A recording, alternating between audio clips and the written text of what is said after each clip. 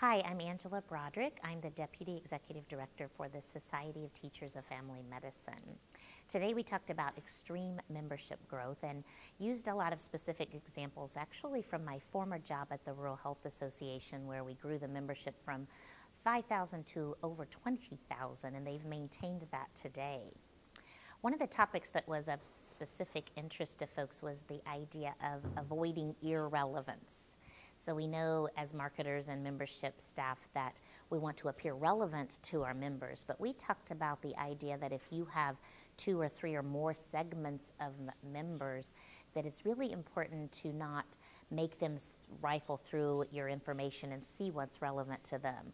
In other words, not make them see a whole lot of information that is really more relevant to another community, because they could come off as thinking, wow, I'm secondary here, or I'm not the main priority.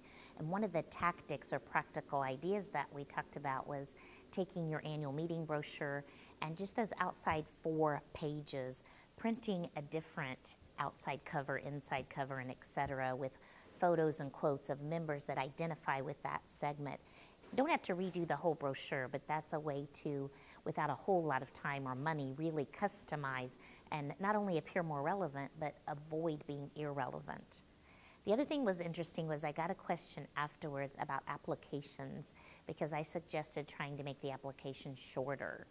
Yesterday's member associated a long application process with prestige, and today's member really associates a long application process with hassle and bureaucracy. So someone asked me afterward, how do I do that and get the information that I need about my members?